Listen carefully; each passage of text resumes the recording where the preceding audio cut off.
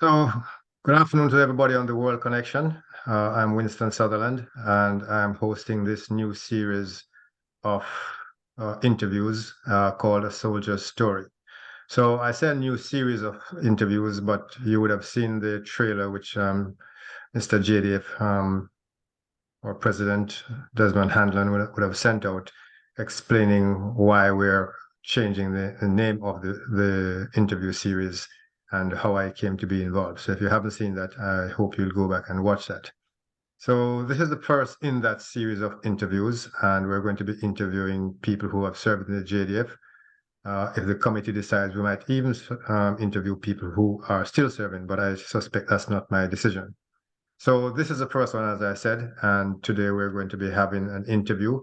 The way it will run is that you should have seen this on the trailer as well, that we will do the interview, and then once we're finished, you are then able to ask questions.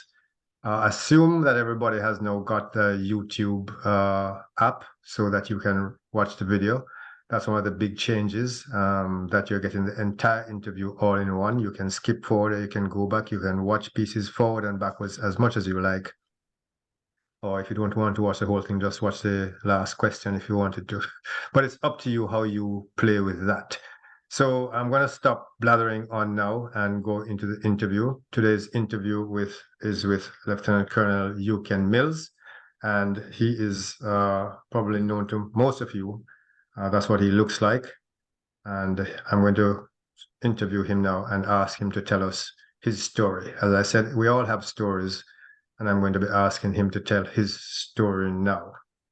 So without further ado, the first question is, well, first of all, good afternoon, Euken, and thank you for joining us. And I'm going to go straight into the questions by asking you to introduce yourself to us. Good afternoon, Winston. And I would just like to tell the World Connection that I have so much respect for you that it's kind of a little difficult to call you Winston, having been my training officer, my OC more than once, and that we have a very long history. Thank you. It's my distinct pleasure to be here. And good afternoon to the World Connection. So I'm Euken Mills. I hail from a deep rural community in St. Elizabeth, Paraty. Joined the Jamaica Defense Force in 1978, March 1978 to be exact, and became a part of intake number 32, which was trained by you, Winston. Yes. And that intake was, I think, just about 100 plus people, and 85 of us passed out. So after, well, let me just say this, that I was successful in the training because I attained the Best Shot Award and was also adjudged the runner best recruit. Made it to the battalion, 1JR, where I served in Delta Company. And then support platoon 1JR, again under your command at the time. You were the platoon commander. From there, I served in the HQ company outside the support platoon now as a special group commander in the 1980 elections when they had 6 special groups, and I was commanding one of them.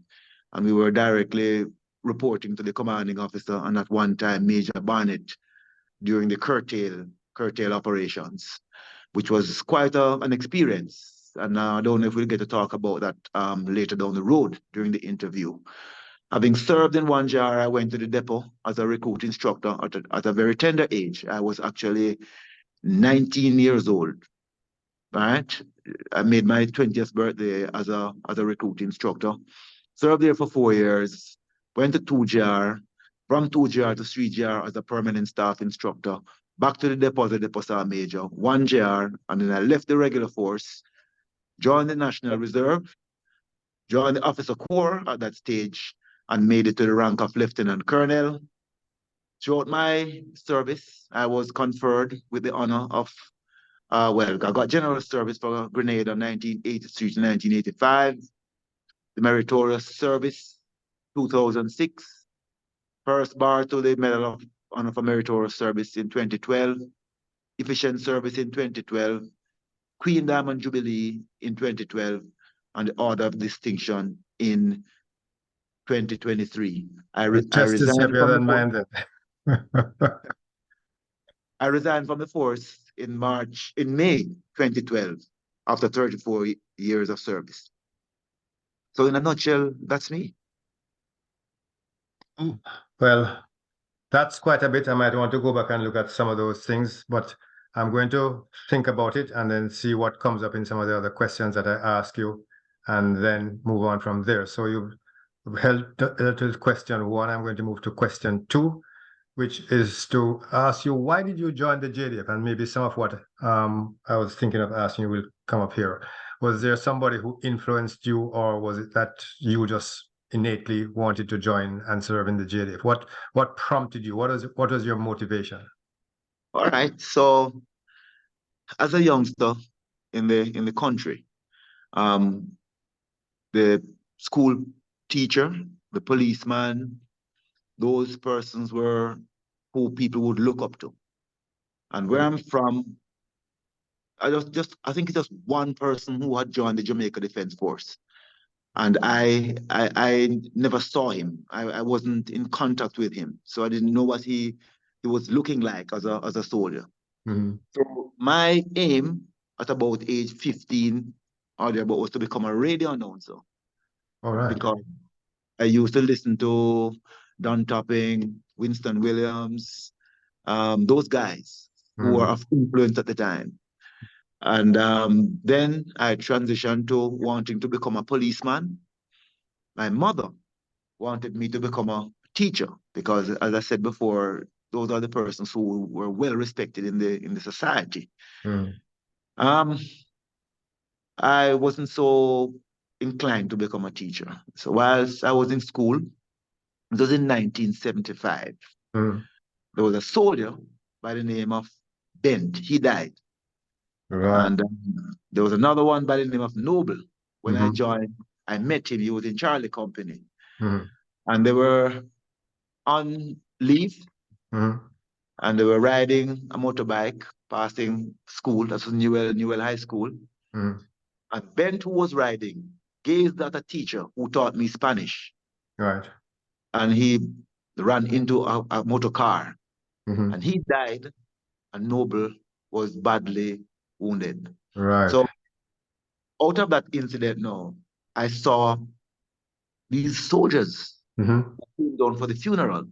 Yes. And I was so impressed with that. And to add Right. to that, the day of the funeral, a Bell 206 landed. I know it now, but at the time I just knew it as a helicopter, right?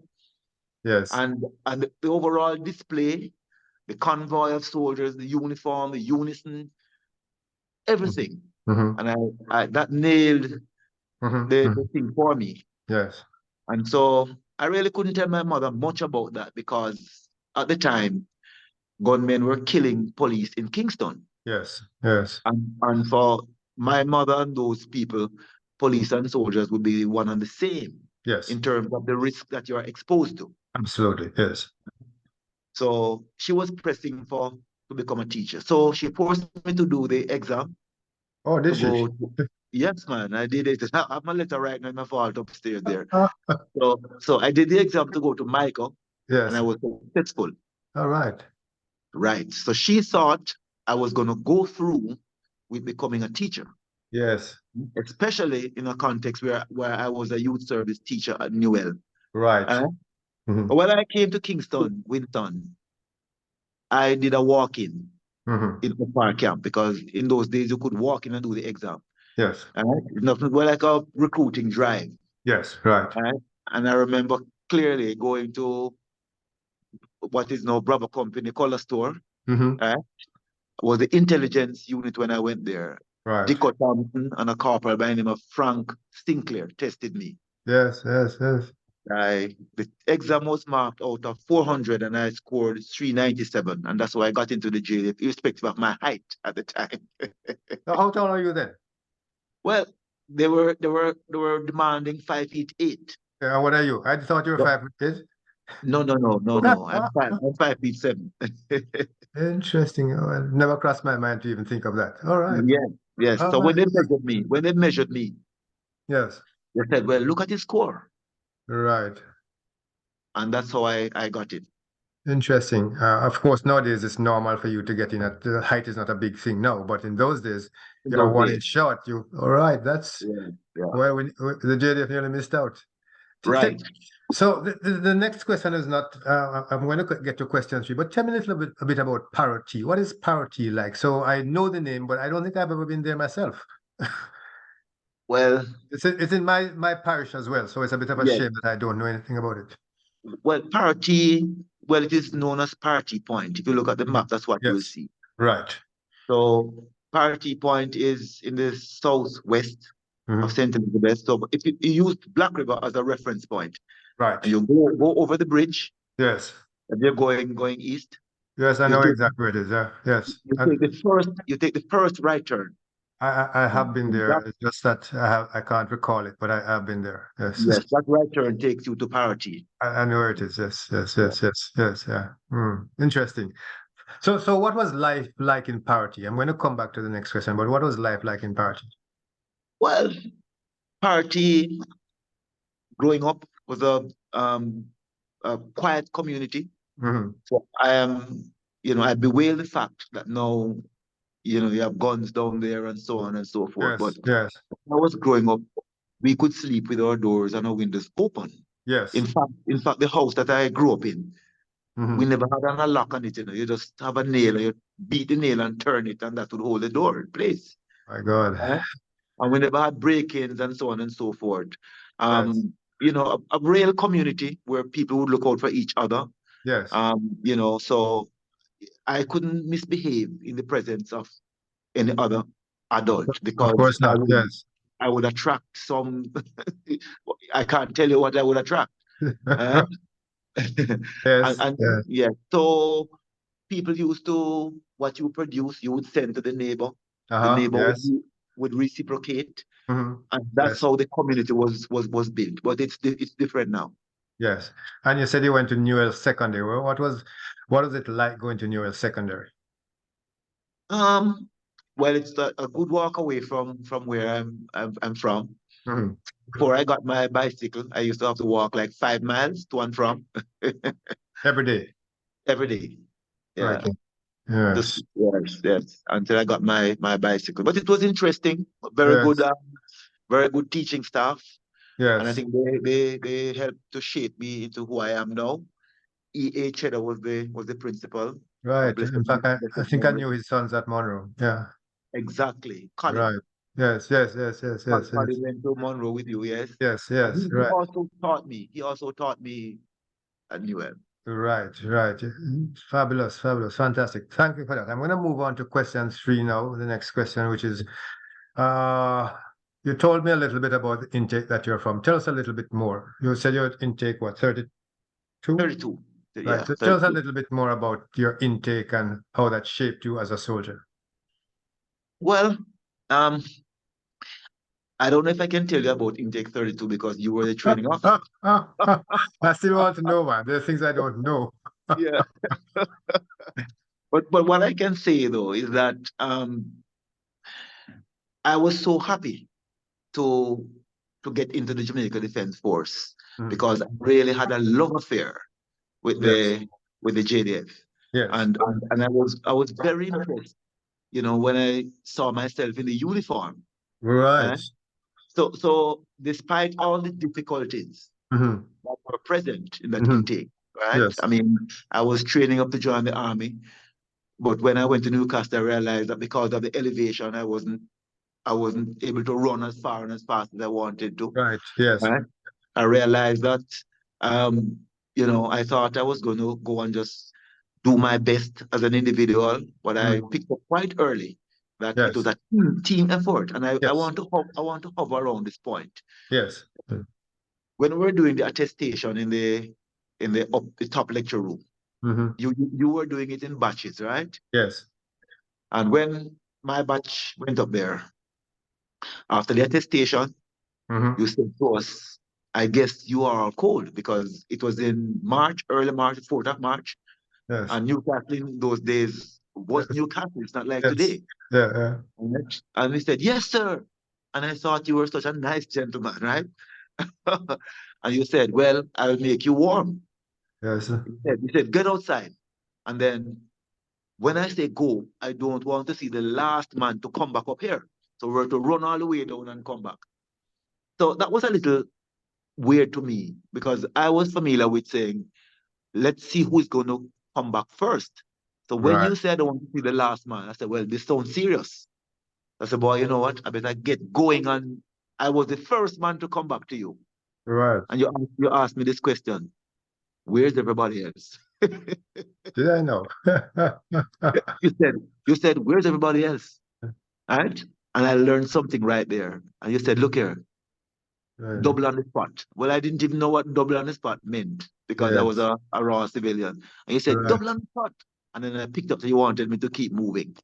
So right there near the lesson of teamwork was taught as early as that in the intake. That's really interesting. I have no recollection of that, I must tell you. Well, I don't think you would remember because you did so much. Yes, yes. Interesting. All right.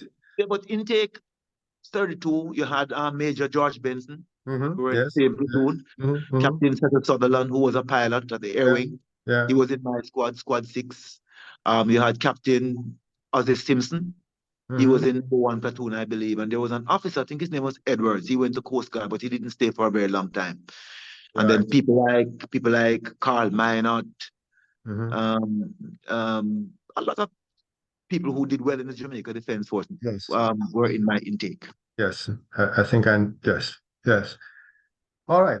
So that's intake. So any highlights apart from the very first attestation day, any other highlights of that intake that you want to, anything else that you remember about being a recruit?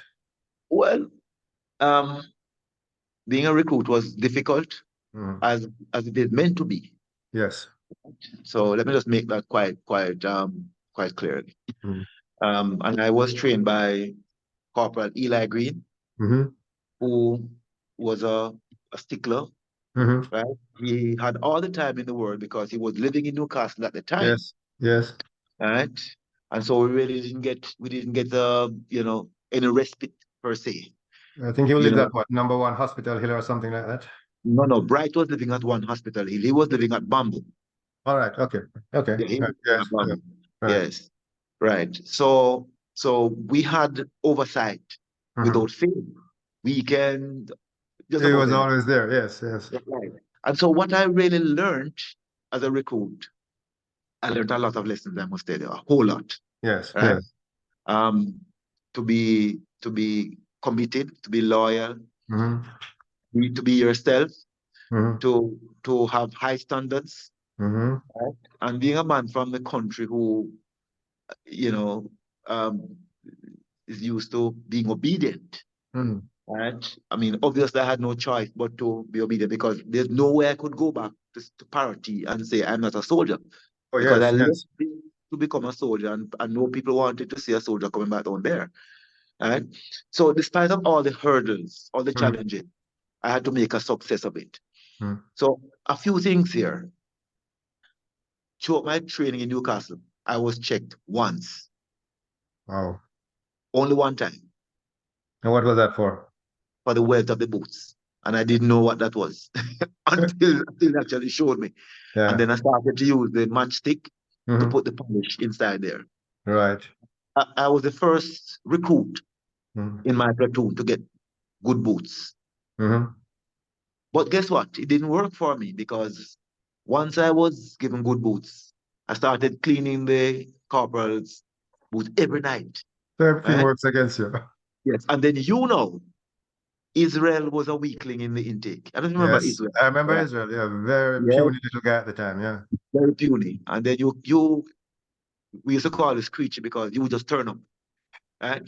We wouldn't see you coming. Yeah. You would just appear, and we said ratted, and so we gave it the name screechy. But you were given that name before, and we didn't know Or that, right? isn't that interesting? So I got it twice. Yes, because you would just screech up on us. Right. Right. Right. And one night you turned up in the bar room, right? And Israel was right beside me. and you took my boot and you look at it, and you took Israel's boots and you look at it, and you said, you used to walk with a piece of stick. You remember that? Yes, yes, I remember that. Yes, yeah. And you pointed the stick at me and you said, help him. If he comes on the parade in a dirty state, It's your fault. you are responsible.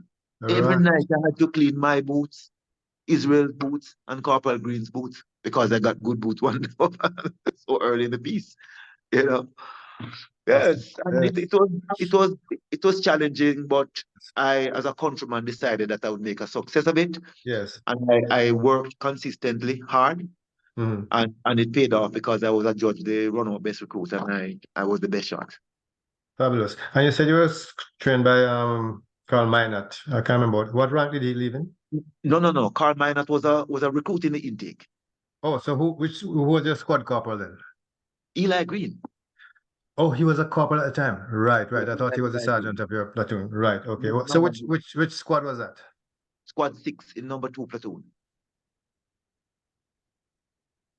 So The let me go first. back a bit to your mother. What did your mother say when she found out that you had joined the JDF? All right. It was a little sad for me Mhm. because it was my sister who actually told me Right. that she cried. Oh, right.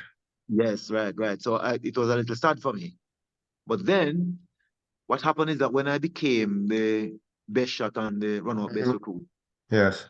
luckily I was interviewed by somebody from it wasn't TVG at the time. I can't remember what it was called. Right. Right. And Okay. I was also interviewed by somebody from the Star. Right. And so I made this 7 o'clock news a couple of times, Mhm. and I also came out in the Star. I still have that picture. Right. So she was very proud of me, Okay. Right. and the community was also proud of me. Yes. And also, when I started moving up the ranks so quickly, Right. she was proud. She was proud. All right. They say move up the ranks quickly. Tell me a little bit about that. Well, I only served 1 year as a private soldier. Right. So I joined in 1978, and I was promoted in 1979 to Lance Corporal. Mm-hmm. Because I went on a course and I topped the course. Mm-hmm. I got an A grade, and I was promoted almost immediately after by Colonel C.K. Renwick, Carl Renwick. Yes. Bully. Yeah, yes. Double Right. ugly of blessed memory. Right. So I was promoted in 1979, Mm-hmm. and then I was sent on a course shortly after that, Mm-hmm. local SAS course, Mm-hmm. right? And that's how I became a special group commander, because Right. they were basically preparing for the Election. 19 elections, because they Right. saw what was happening from in Mm-hmm. 1979 Yes. with the burning of the Eventide home and so on and so forth. And it was quite challenging. Yes. The Gold Street massacre, Yes. and Yes. right. So they were preparing for it. And I Mm-hmm. was sent on that course, went on the course and did well, served as a special group commander throughout the election period. Mm-hmm. And then I was shipped off to Newcastle Mm-hmm. on the 6th of October, Right. 1980, Right. right? One Right. Tuesday morning, I never forget it. Yes. When I arrived in Newcastle as a young green soldier and a Lance Yes. Corporal, just made Lance Corporal. Yes. When I got off the truck, I placed my kit bag right at the firebox above the guard room, Yes. right there. And I sat down and was laying on my kit bag because I didn't know where Yes. to go. I Yes. Yes. couldn't believe that I was in the depot as an instructor. Yes. A place that I, revered and Yes. had so much respect for. Yes. See And you're that there now. I was there, so I didn't know how to deal with that. Right. And the sergeant major at the time, who was Cardite Henry, was going to the guard room, Mm-hmm. and he walked past me and he said, "It's about wait. Who is this?" And I said, "I'm Lance Corporal Mills," and I was told by the adjutant to report to the depot, but I really don't know who to go to at this stage, and so on and so forth. And he Yes. said, "Get up." He said, "Get up and go up to my office." So I went up to his office, And when he came back up there, he spoke to me and he said, "Go and find Corporal Foot, Copeland Foot." And, Mm-hmm. and he assigned me to Copeland Foot. And let me tell you Right. something. I have a lot of mentors in the Jamaica Defense Force, Mm. and one of them is Copeland Foot. Yes, yes, yes. I mean, that guy, he did such a wonderful job of, integrating me in the environment up there and That's it. passing on some of the things. Yes. I wasn't done, Mm-hmm. right? I mean, I was knowledgeable. I could instruct, I could teach, and so on and so forth.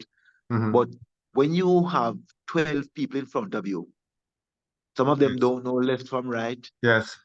and it's a Herculean task, Oh really, to yes. Oh yes. convert people from civilians to Yes. soldiers. It's not, people may think it is a walkover, but it is not. You ask any instructor about that, they will tell Absolutely. you Yes. not. Yes. Yeah. Yeah. Right? Very involved, and there's a lot of sacrifice, Yes. and you have to you're managing people. Yes. Exactly. Yeah.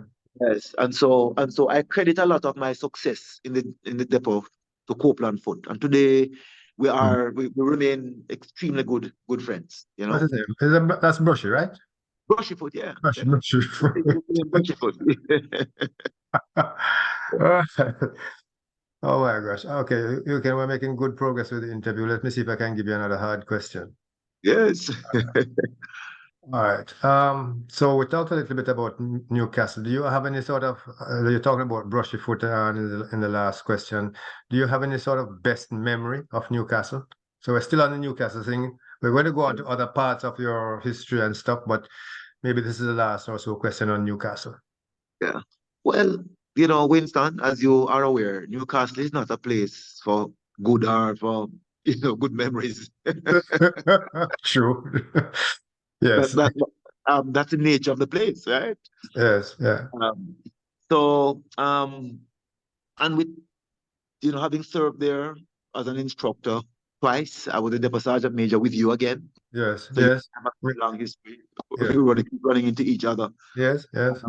recruit days and so on. What I would say is that having aspired to become a soldier with a serious love affair to the Jamaica Defense Force, and getting into the force, into the training program, Mhm. and having faced the challenges, the hurdles, Yes. right, that Yes. are associated with recruit training. Yes. To have made it and to Hmm. have been judged the best runner, best recruit, and the best shot, I Yes. must say my best memory was the 10th of June, 1978, when we were on that passing on parade. Right. You've transitioned from civilian to Yeah, soldier. And did yeah. your mother, I would imagine your mother came. Well, no, my family members came, but my mother didn't. My mother didn't come because she wasn't in a. She became ill, Right. right, and she didn't live for much longer. Longer. Yeah, Right. because she became ill. She didn't come, but my Right. other family members, sisters, were there. Yes. Yeah. Mm. Okay. But I remember you introducing me to your mother at the passing out parade. All right. So you think that I have no memory of. Yeah. Interesting. Right. Yes. Yes. Yes. Fabulous. Okay. Well, I suppose it must have been, and that probably puts her down. And your mother wasn't able to be there to, despite the fact that she was originally not for it, but the pride that she would have had from being there. Yeah. Yeah, but I think Yeah. I think she had gotten over the whole business of me joining the Okay. JDF. Right. Yeah, yeah, By yeah. that time. That Yeah. didn't stick around for too long. Right. Okay. Yeah, All right. yeah. Fabulous. Let me see if I can give you. Maybe we should take a little break here. I was going to ask you about your worst memory, but maybe we should get off the Newcastle one, unless you want to do it No, before we take a I can answer pause. that. I can Yes. answer that because that question is easy to answer. Okay. Okay. Yeah, I mean, well, I didn't expect Newcastle to be a walkover, Mm, right? In fact, some of the things that I did up there, I thought they would be more difficult. yes. Like I didn't know that you would get help to go over the wall. Right. I thought Yeah. you would have to go on your own. I didn't know that, when you go like out in the field that you would replenish water. I thought Yes. whatever you had, you would have to use that. for the entire period and so on. Yes. And so those things didn't meet my expectations really. Yes. Right? I thought those would be more difficult. Yes. But the thing that I really didn't anticipate was the gas, getting the gas down in Yes. Hadral there. I didn't expect that would be so terrible, you know. I mean, you run us around the assault course until Mm-hmm. we were, we're sweating, Mm-hmm. and you locked us into this concrete building down there, below Hadral there, and then you put the gas inside there, and that wasn't a nice experience, I must tell you. Yes. Right. Yeah. No, no, you're right. You're absolutely right. I don't think anybody enjoyed it, but yes. All right. Okay. So let's take a little break. Give you a chance to get a glass of water or something like that. It will only show up as it won't show up in the interview, but at least gives you a chance to just take a break. So I'm just going to pause the recording here, take a break, and Okay. come back to you in about 1 minute. All right. Okay, so we're back live. And just for the sake of those who might just be joining us, I'm interviewing Lieutenant Colonel Euken Mills. He is, as most of you will know, served in the Jamaica Defense Force. How many years you said you did, Euken? 33 plus, almost 34 years in total. Fabulous, fabulous, fabulous. All right. So we're going to get back to him now with question 6, which is, where is it? Question 6. So you talked a little bit about your initial service in 1GR after you left Newcastle. Tell us about the rest of give us sort of more expanded view of where you served and what are some of the highlights and lowlights of the different places that you served. All right. So after 1GR, like I said before, I was posted to the JDF training depot, and that was recruit training. Mm-hmm. And that was interesting, totally. Mm-hmm. I felt, it was rewarding to me, and I felt accomplished at the end of my tenure there. I served for 4 years as a recruit instructor, as a corporal. Mm-hmm. I have many awards here that I won for Mm-hmm. champion squad, military shield, Mm-hmm. the shield that you would normally get there. Yes. And I was also able to do my senior NCO's card while I was serving in Newcastle as an instructor. Right. And so that was a plus as well. Yes. You didn't want to go down and come back up on a course. Just get it Yes. out the way. Mm-hmm. Right? Right. So when they rotated the staff, because they normally do that, rotate staff every now and again. Mm-hmm. So a team of us went down, and I was placed in 2GR this time, not Right. in my parent unit, 1GR. and at the time, people were afraid of Colonel Nestor Gilby. Yes. Yes. Right? Golfy. They would call him Golfy. Godman, and Godman. nobody wanted to serve in 2GR. But Mm-hmm. my philosophy is I can serve with any commander. Mm-hmm. Douglas, Colonel Gilvey, you name the commander, right? Mm-hmm. Because if you do the right things right, Mm-hmm.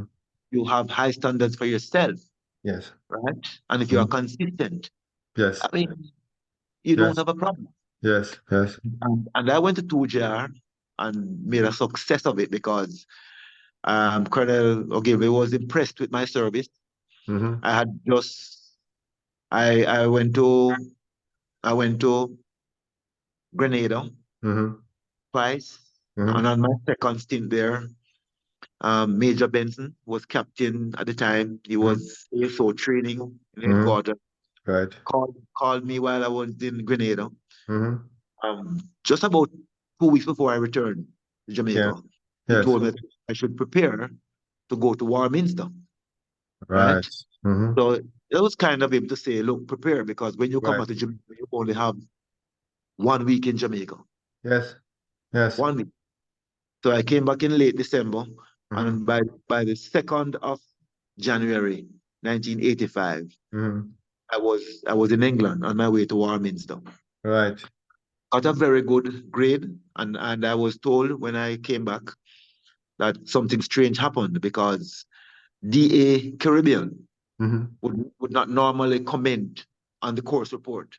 Right. But my report was so impressive that he commented on it, and I still have it in my collection here. He referred to me as an ambassador to my unit and my country. Wow. Right. I think it was Lieutenant Colonel D.A. Beaumont, I think, you know. So when I returned to JR, the RSM was 001 Martin, Baga Martin. Yes, Baga, yeah. At the time, the miss rate on the streets for the Jamaica Defense Force was very high. Yes. Soldiers were going out there and firing shots and not having anything to show for it. And Baga Martin being a shooter, Colonel Yes. was a shooter. People may not know that, but he used to represent the JDF as a Pan Am shooter. Right? He called me to his office and said he wanted me to create a training program. Right. To train the battalion, right, and to improve their marksmanship skills. And he gave me 2 weeks to do the training program. Right. Right. And he said I should submit the program to him for his vetting. When I prepared the training program and gave it to him, there's one thing that he corrected. There was a misspelled word. There was a misspelled word, and he drew a line through it and wrote the correct spelling there. Right? And then he said that I should get the resources, including people must be released from their companies to be made available for me to run a series of gun courses. Right. A series of gun courses. Right? And to essentially do things to improve the shooting ability of the members of the battalion. Yes. Right? And so we did that. And I must tell you that, some people weren't for it. Right? Right? I met resistance. Yes. Right? Including officers and warrant officers, because people were talking about, boy, we're not doing anything. They're fooling around shooting and so on. Yes. I'm saying this because I'm going somewhere with it. Wow. Keep going. That they didn't see the vision.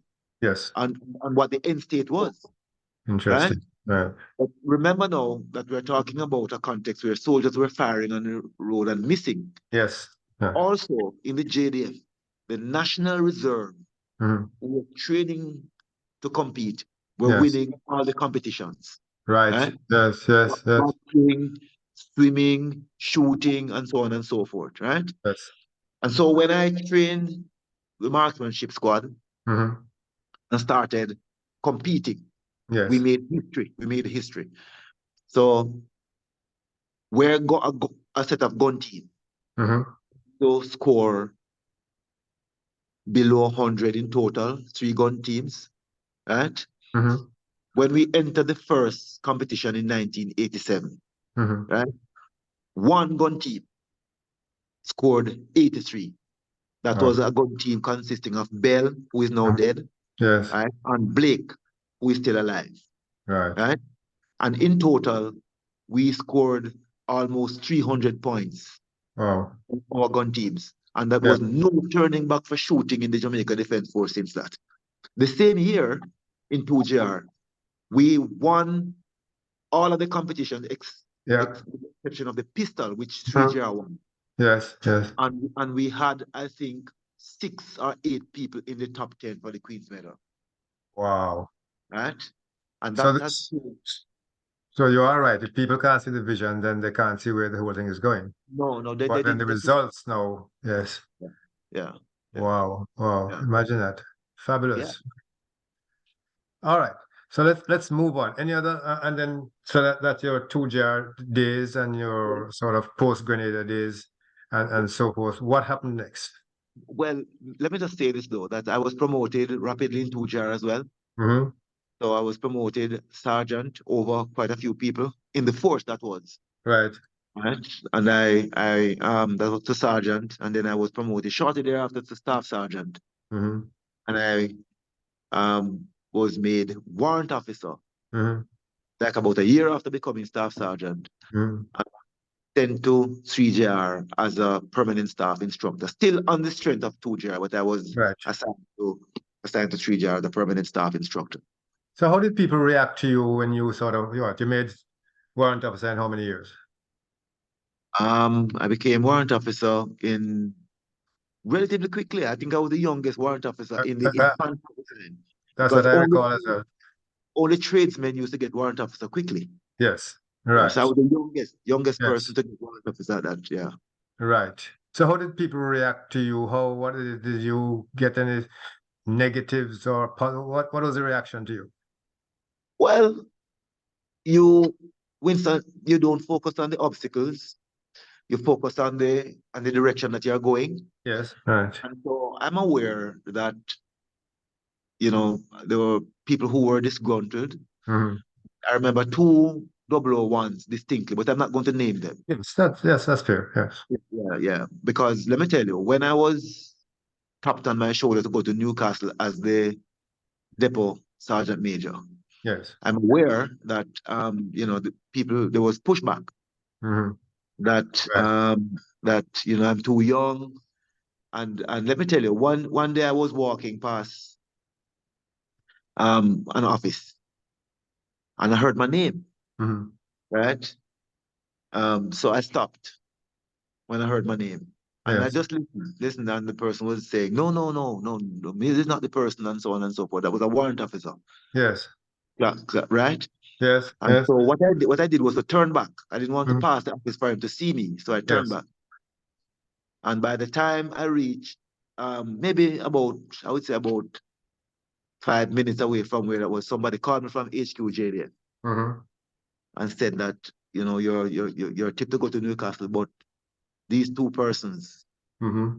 are sowing a bad seed for you. They don't want you to go there. But I mean, let Yeah. us. I really shouldn't even mention this because, like I said before, I don't focus on the obstacles in life. Yeah. Yeah. I Yeah. focus on where I'm going. Because Yes. if you focus on the obstacles, you're going to get Right. distracted. Absolutely. Right. Okay. Sure. Fabulous. I So have, I have no enmity against anyone at all for anything. that is Absolutely, absolutely none. waste Absolutely, of waste of energy. Yes. yeah, absolutely none. Okay. So you've done the 3GR bit, you've done the depot bit as depot sergeant major, you then come back to what is it, 1GR, 2GR? No, I was placed back to 1JR. 1GR, so that which you consider to be your parent battalion. Yeah, but I didn't stay long. Right. Yeah. Yeah, And then that's when you I retired. That's when I right, retired from the regular force right, and transitioned to the National Reserve. right. And what was that like transitioning from the regulars to the reserve? Well, yeah, I had served in the reserve before as a permanent staff instructor, Right. Okay. Right. Yes.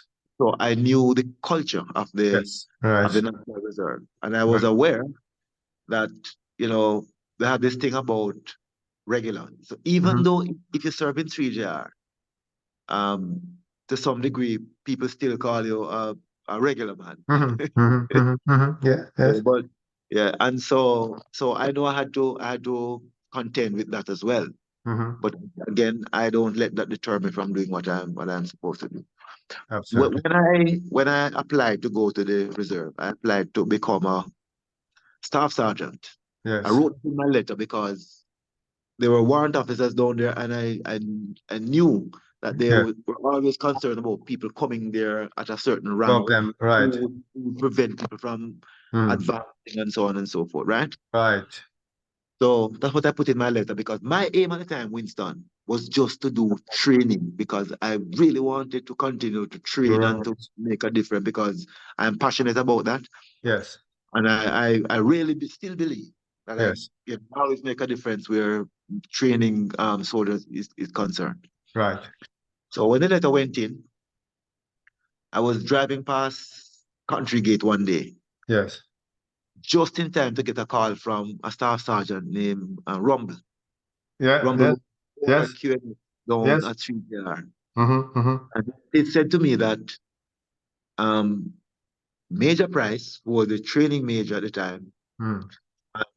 Milton Edwards, Major Mm. Edwards, your party, Yes, right? yes. Hmm. Milton Edwards was the admin officer down there, Right, and that they wanted to speak with me because they want me to not to come down there as staff, so they want me to join the officer corps. right. So I turned into camp, and there was a telephone booth right at the front, in front of the PU guard room there. Yes, yes, yes. Yeah. So I stopped there in my vehicle and had a conversation with Rumble, Hmm. because I That was really that, wanted that he's the younger Rumble, not the oh, not the, not he's the no, younger Rumble. the younger one, Right, the older one, it was a double O one. right. At that time, yes, yeah. Right. So he convinced me to come down there and have the discussion with them. All right. When I went down there, Colonel Price was a major at the time, spoke to me Yes. about it, and he convinced me, Mm. and I accepted, and so I went through the process Hmm. and became an officer cadet for a while. Yes, yes. And whilst I was an officer cadet, I was being used in training. Right. Yeah, and I remember putting on a team battle shooting exercise down in Monique for the Yes. annual camp in 1995. That was Right. right, and at the end of it, um, the CO, who was Colonel Pencil, Hmm.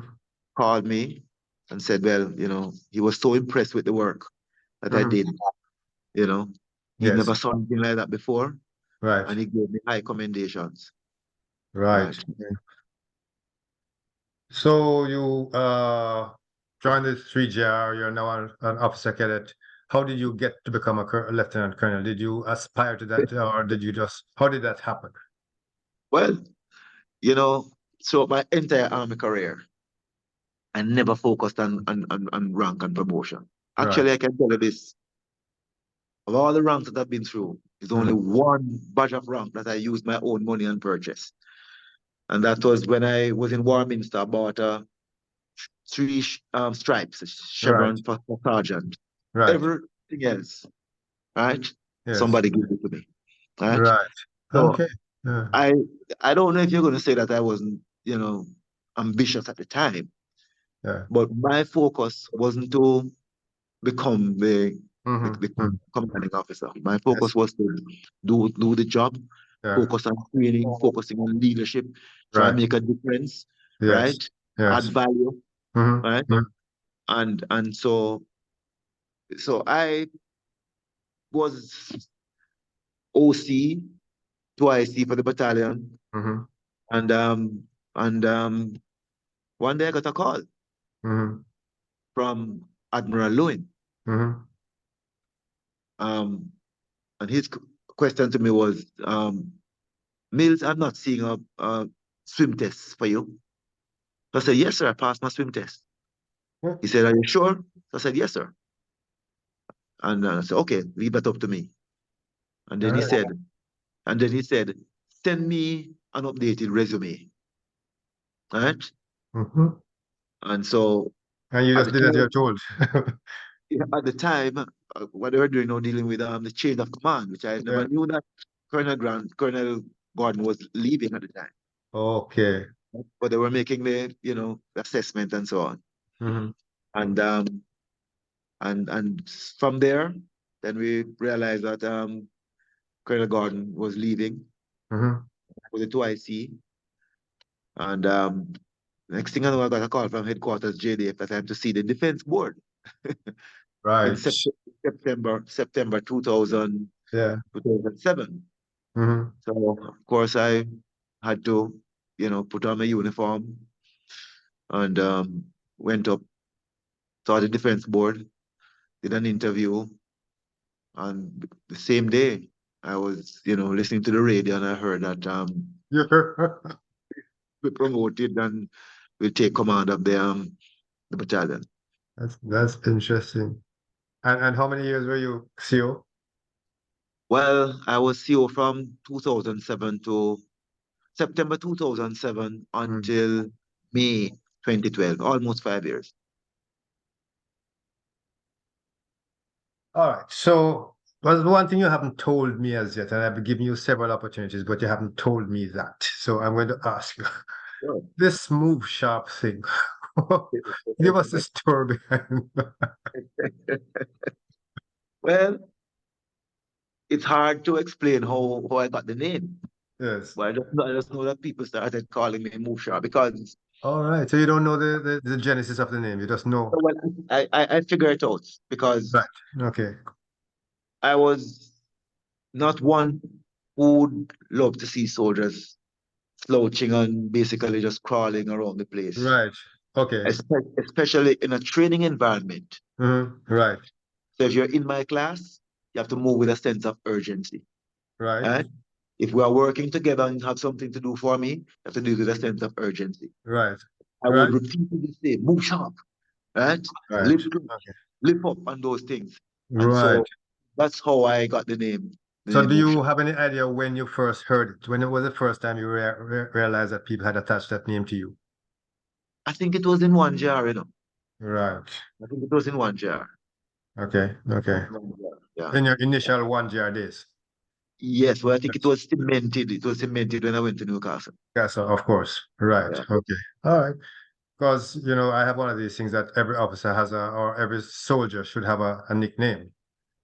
So yeah, so I don't know why I think so, but I just sort of think that everybody should have a nickname. I don't, it's just one maybe I should do some more thinking as to why I think so. But that's beside the point. So okay, so that clears up move sharp. So how do you feel about being called move sharp? Is it something that you're proud of or No, it's not a bother. is that One thing about a nickname in the Jamaica Defense Force, if you take offense to it, they it? will kill you with it, right? Yes, yes, So yes, yes. it's nothing to me. Nothing Okay, to me. okay, okay. Sometimes people hide and shout, move sharp, because sometimes the junior ranks and they Yes, don't want to see, you don't want to see them calling you move sharp, so they would hide. But it's not a big thing to me. They yes. call me move sharp as a colonel, move sharp as a major, move sharp as a 002, move sharp as a lance corporal, corporal. It's not a big thing. And it's you and it's a badge of honor. You just move on, get on with Yeah, it. man. Yeah, it's nothing, absolutely nothing to me. Uh, let's move to the next question then. I need to go back a little bit into your life a bit. Yeah. So I don't have that experience. What is it like to be a private soldier? Okay. Well, well, that I believe, has set me apart from some officers, Right. right? Because I mean, I have the private soldier, lance corporal, corporal, sergeant experience all the way up, Mm. and I'm not ashamed to say that I was a private soldier. I relish, There's no shame in it. Well, not for me to say, but there's no shame in it. absolutely none. I relish the idea, right? Mm. Because being a private soldier actually gave me the foundation that a lot of Yes. people don't have. Yes, yes, yes. And especially if you don't do recruit, you haven't been a recruit as well. At least I have that under my belt. So I have that sort of understanding. But I do understand what you're saying. Yes. Trust me, It gives you a Winston, foundation. Yes. trust me, you have to be a private soldier to have the private soldier experience. Doing the Okay. recruit, I'm Not even the telling you, recruit. no, I'm telling you, you have Yeah. to be a private soldier. And I'm going to Uh-oh. give you some, I'm going to tell you some things that happened to me as a Yes. private soldier, Right. right? And the things I've learned from it, Yes. Yes. right? So, as a private soldier, Hmm. you can go in either direction real quickly, okay? Right. You can follow the bad guys Hmm. and they will say that they are the good soldiers, people who Hmm. love to go absent and hide from fatigue and so on and so forth, Hmm. right? And they say, but soldiering, right? Yes. Break out of camp, Yes. right? Right? My view of good soldiering is different. I'm not going to berate what they say, but my view is different, Hmm. right? Hmm. Yes. Okay? And you see the good people who would just follow the rules, right? So Yes. it's up to you to decide which way do you choose. Yes. Right? Exactly. So I decided I would choose, follow the straight and narrow. Hmm. So I don't have any experience of breaking out of camp, right? Right? Yeah. I don't have any experience of absenting from camp. Yes. Right? You understand? I don't have any Have experience. you been to the guard room? No, man, I was never arrested in the Jamaica Defense Force. Never. Right. Right. Okay. I slept in the guard room once What? when, as a guard, Uh-huh. HQ company, you'd guard and you'd sleep in the guard room as a picket. Yes. Okay. Right? Yeah. Mhm. So that's the only time I slept in there, one Right. night. Right. Yeah. That guard room is burnt down now, I think. So I'm told, yeah. So I'm told. Yes. Yes. Yes. Right. Yeah. So I learned some leadership lessons as well as a private soldier. Right. Okay. And let me just tell you one of them. I'm going to tell Mm-hmm. you two actually. Mm-hmm. The first guard duty I did was at Port Henderson, Mm-hmm. right, in July 1978. Mm-hmm. Right? We mounted guard a Thursday, Mm-hmm. Thursday afternoon, and then we came off, I think, the Saturday morning. Yes. When we went on the guard duty, we went with some old soldiers. Mm-hmm. I was a young soldier, Yes. Delta Company 1 JR. Yes. The corporal was the guard commander, right? I went out, and I can't remember if it was 2 to 4. I think it was Mm-hmm. 2 to 4, Yes. right? And when I was to come off, he called me and said I must go and wake up an old soldier. I can't call his name. He's Mm-hmm. not alive. His name is McLean. They used to call him Paichen. Right. Yes. Yes. Yeah. Mm-hmm. Notorious Yes. soldier, bad boy, Yeah. right? Yeah. And I woke up Paichen based on what the corporal said to me, Yes. not knowing that Paichen was the individual that he was. Right? And the man got up out of his bed and said, "Wait, young soldier, what you really did a while ago is wake me up." So I said, "Yes, the corporal said I have to wake you up. It's your time to go on duty." Right? The man took a piece of board Oh, and physically hit me, that's all. with my, yes, with my rifle in my hand. So that's a leadership lesson I learned right there, Uh-huh. right? The What's the lesson? corporal, the corporal should do his job. Ah, right. The corporal should get up out of his chair, Mm, go, yes. let me stay out there and prowl, go and wake up Paichen, brief him, take him up outside there, right? Yes. Tell him to relieve me, clear my rifle, and then put me to retire to the guard room. Right. Right? Yes. Yes. Yes. Yes. Yes. Yeah. So that's a lesson I learned there. Right. Right? Right. Yeah. So if my personality was different, Yes. we could have a major conflict right there. Yes. Yes. No, Right? I see the point you're making. Right. You get the point I make?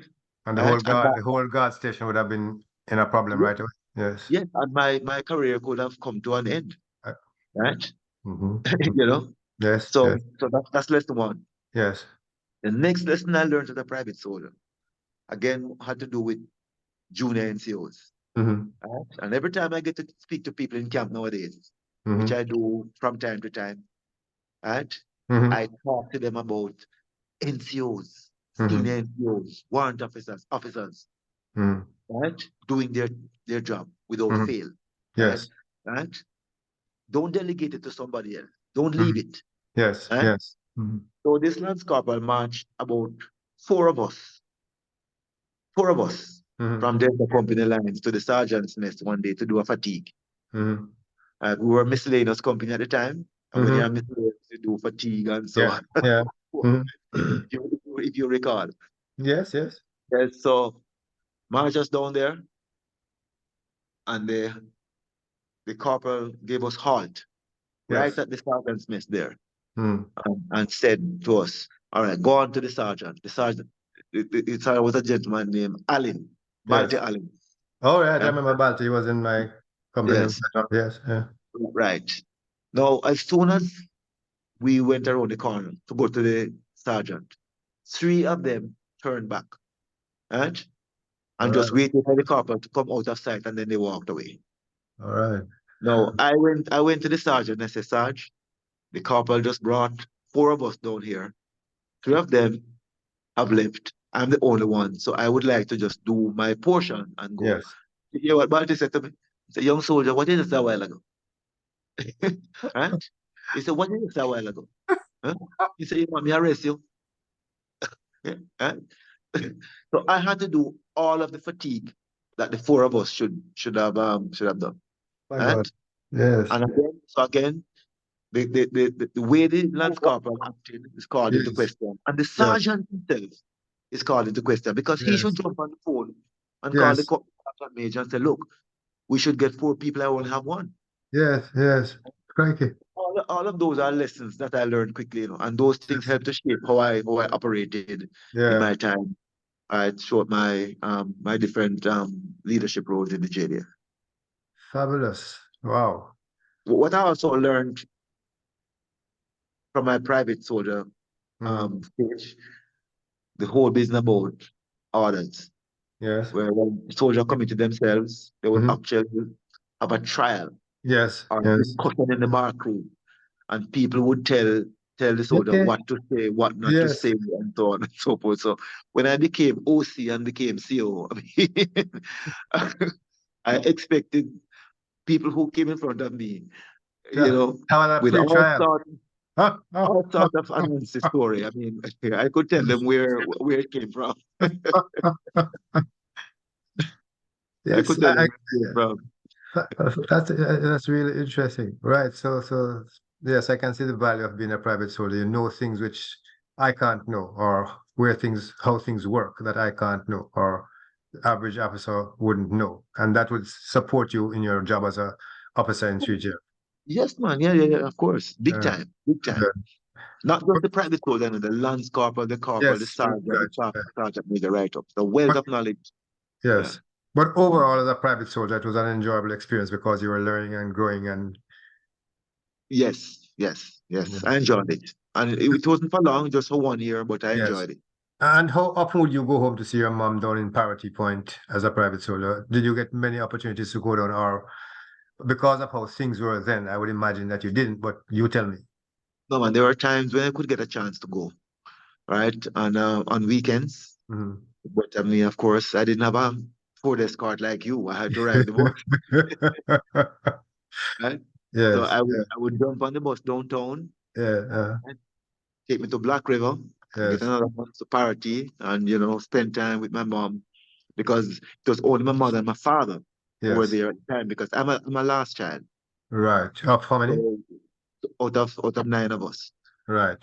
So Wow, so when I you're left, the wash belly. yeah, so when I left, they were alone. So Right, I was compelled to go back and right, maintain contact with them and be there with them and so on. right. Fabulous. I'm gonna give you a break to have another swig of water. I need a little Yeah. comfort break myself, so I'm going to pause the video so people who are watching won't notice it. But we are going to take a minute and then come back and I have about 5 or 6 other questions to ask you. We've been going an hour now. You're doing well, sir. Right. See you in a minute or two. So, for those of us, those people who are just joining or picked up late, I'm interviewing Lieutenant Colonel Euken Mills, former commanding officer, 3JR, and he's telling us his story in this new series of interviews on the World Connection called A Soldier's Story. So I'm going to continue the interview now. We just took a break. You wouldn't have seen that, but we have just taken a break. And he answered the last question, which was, what was it like as a private soldier? So let's move on now, Colonel, to question 8. You talked about some of the lessons you learned in our last question as a private soldier, but what would you say is the most important thing you learned in the JDF? I mean, I've learned so much in the Jamaica Defense Force that it's hard to say, what is the most important thing. So what I would do is just highlight some of them. Mhm, Um, you know, uh, it is clear that, you have to have high standards. mhm. That the JDF taught me that very, Yes. very early Mhm, because some of the things I saw in Newcastle when you were preparing for inspection, mhm. right? I mean, the place had to be immaculate, spotless, Right. right? When Yes. I, realized that you had to polish the bottom of your boots that was going to walk on the ground, huh? Yes. Yes. And inspection and the comb that you use, that they would look to make sure that it is clean. Your toothbrush, they would inspect it. Yes. Your knife, fork, spoon, your Yes. utensils. So your dress, Yes. when I see people who would get charged and arrested for undone button, Mhm. Yes. high Simple standard. things like that. Yes. Yeah. I learned that very early in the piece in the Jamaica Defense Force, and that has shaped my life. And I try as best as possible to continue to maintain having high standards in everything that I do. So that's one of them. Yeah. The whole business of, you looking at things and say, boy, those things are impossible, it can't be done. Having served in the Jamaica Defense Force, you realize that that's a misnomer, right? Nothing is impossible, Yes. right? You just want to have the right training, the equipment, the resources, and the mindset, and you can get it done. Yes. So, Yes. so those are things that I learned really, really early in the piece. And those things, guided me through the Jamaica Defense Force. Discipline, teamwork, which I explained earlier that you taught me from so early in Newcastle. Yes. You asked me the question, where's everybody else? Yes. Right? Yes. Don't just run and come first. You need Yes. to look out for the man who is struggling down the line because Yes. he may need help. Yes. Right? And The I whole actually use that to tell people as well that it's no good you arriving where the enemy is by yourself because the enemy will just kill you. The whole team has to arrive where the enemy is at the you same need time. the entire team. Yes, I learned that very, very early. Early, right? Yeah. So And, competition yeah, and being first doesn't serve you well when you're dealing with what our job is as soldiers. Yeah. right, Mm. right. The other thing I learned, and that has stuck with me in a Mhm. very big way. I used to hear the word motivation before joining the Jamaica Defense Force. I knew the word and so on, but I really understood it, right? When when I joined the Jamaica Defense Force and started leading people and attending courses, Mhm. right? Mhm. Because the truth is, as a leader, you have to create the fire within this individual to get him to exert a high degree of effort towards the goal that you want to achieve. Mhm. Yes. Right? And the other thing is that each individual is different, right? So the melting pot approach to Mhm. leadership and motivating people doesn't work. Because what Yes. motivates you doesn't motivate me, Mhm. and Mhm. all of that. And you need to know your soldiers, what you can say to this individual, what you need to say to that man, and so on. Right. And the whole business of welfare, Mhm. looking about the welfare Yes. of people so that they can focus on what you want them to do, Yes. right? Yes. When you Yeah. need them to do it. Right? Mhm. You don't want when you want a man to go on a patrol, he's telling that boy he has a little problem down there with pay or what have you. So those things you have to give Yes. them priority. And, Absolutely. and, Yes. and that lesson came out quite conspicuously in the Jamaica Defense Force to me at So every single step of the way. the soldier's problem becomes your problem. Yeah, yeah. Fabulous. Okay. All right. Thank you for that, sir. Let me move on to the next question. I'll put it up so people can see what the question is as well. Question number, I think we're at question number 8 now. So that's one. Question number 8, question number 9. You've talked about some of your memories, but overall, what would you say is your best memory of the JDF? Well, with almost 34 years service Mm, and having served in, across the force at the time, 3 infantry battalions, the support service battalion, the training depot, mm-hmm, um, having traveled extensively mm-hmm, overseas, mm-hmm. forces and other engagements, Yes, combat in Grenada, yes, attachment in Germany with the yes. Sapper Regiment in Right. 1990. So I have a lot of very good memories, Mm-hmm, right? mm-hmm, So mm-hmm. it's hard to say what is my best memory in Right. the Jamaica Defense Force. But what I want to highlight, you know, uh, in a context where you have a plethora of things that you can speak Yes. about, Yes. I just want to highlight my experience in training civilians and turning Mm, them into soldiers. right. Right? That was a Yes. big thing for me. And Yes. anybody who has that experience can tell you, right, the degree of satisfaction, Mm-hmm. right? That when you get somebody who, when you say turn left, he has to Yes. clap his finger to find out which finger is right or left and then turn. And Yes. then Yes. and then Yes. and then you can give him just about any command after a while in quick Yes. succession and he'll respond. Response. Yes. Yes. Right? Yes. Yes. Yes. Yes. When you turn people who are poor shooters into marksmen and Queen's Mm-hmm. medalists, Yes. right? And when you turn people into gunners, people who couldn't control the burst with the general purpose machine gun, right? And you can get them to fire a burst of 3 consistently and get them to place those shots, Tap, tap, tap. right? Yes, Right, yes. where you need it to go, right?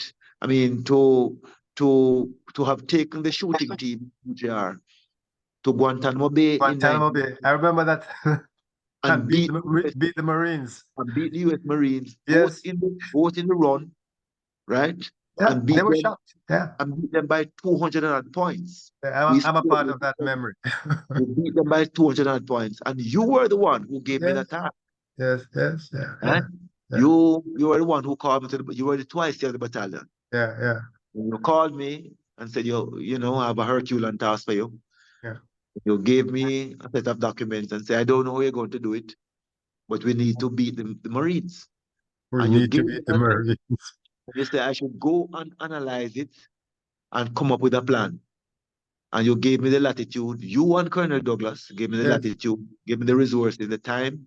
yeah, And again, we came under scrutiny.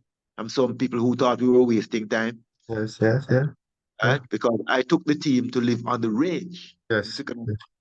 Right? For over a month, we were living there, training that day, running Yeah. up and down, right? And when we went to Guantanamo Bay and beat those people, right? Let me tell you, you should look at the faces of the Marines up there. That you would have to be there. I And can't explain it we went because up on a ship, and now I'm wondering if they did that deliberately to sort of upset our stomachs before we the competition. yes, we went up on the USS Canesteo, which was Yeah. a 45-year-old ship at the time, the antique oiler. Yes, I yes, remember that. And yes. not only that, they didn't take us straight to Guantanamo Bay. They took us all over the On the place. way. Yes, yes, And yes, then yes. came back to Guantanamo Bay. Yeah. And that didn't upset us, I right? must confess, I didn't have high expectations of the team. I knew we would do okay. We wouldn't disgrace ourselves, but I don't think I quite expected us to beat them as badly as we did. No, Yeah. let me tell you. Yeah. You see, it's when you have knowledge of marksmanship, Yes. Yes. right?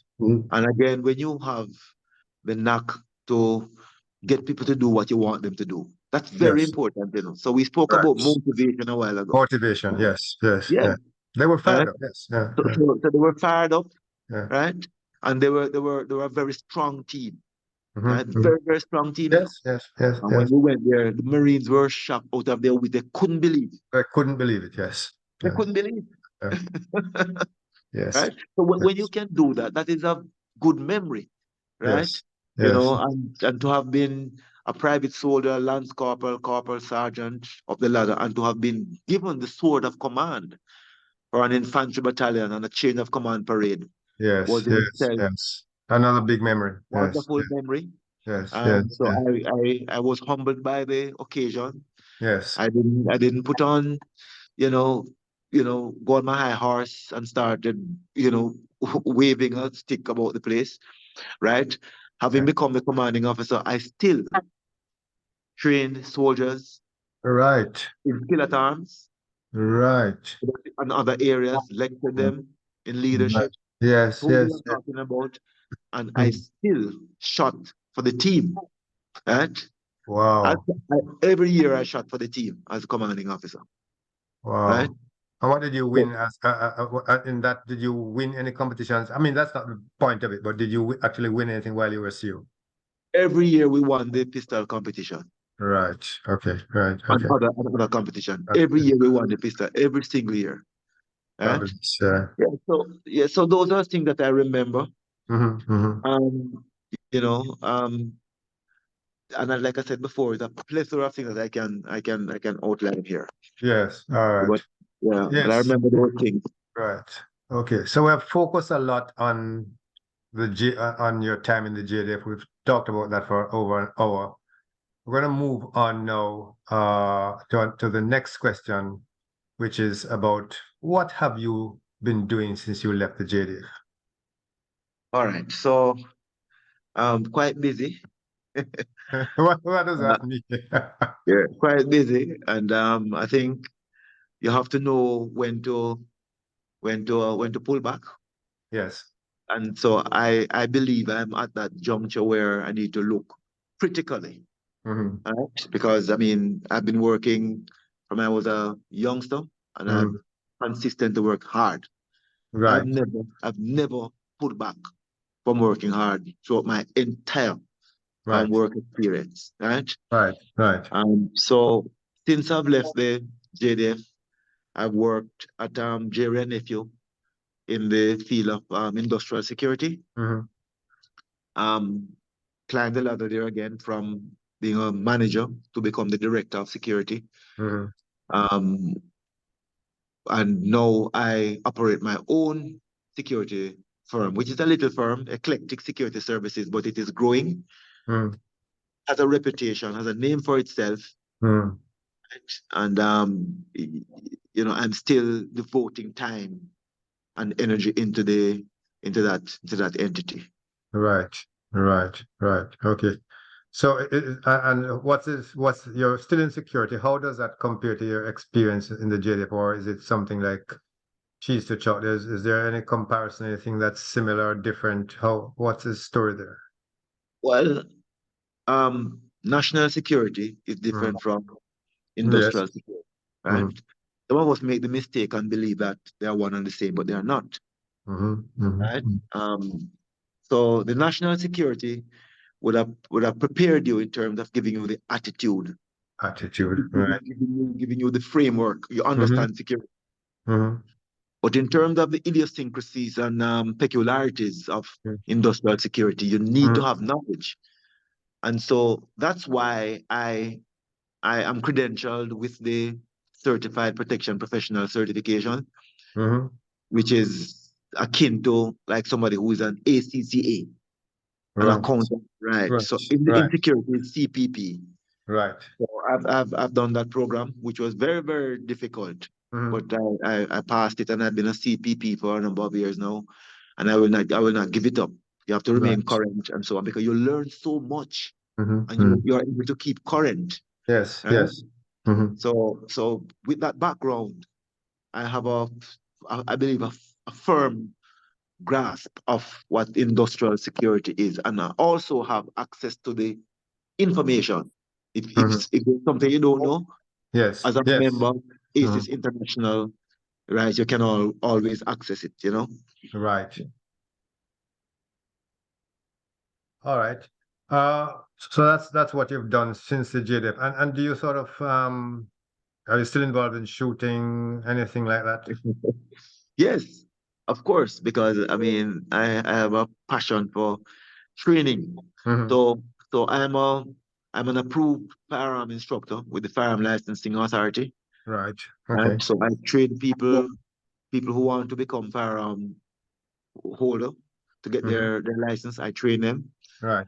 I train my own security officers Mm-hmm. in that as well, and do refresher training for people, and also certify them, because the FLA requires you every 5 years to do what's called safe use and handling assessment, right? And so I Mm-hmm. do that. I do that for people. I enjoy doing it, Yes. Yes. you know, Yes. because it's a way of helping to promote um, firearm safety in Jamaica, because you know Mhm. Jamaica is a very difficult place. Yes. Yes. People have their own views Mm-hmm. about what you can do and what you cannot do when you Right. become a firearm holder. Some Yes. people get a firearm and they think they are now a police.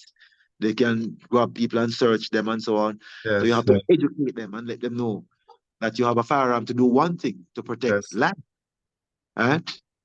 And even though you have it to protect life, you Mm. still have the responsibility placed on your shoulders to preserve Mm. life.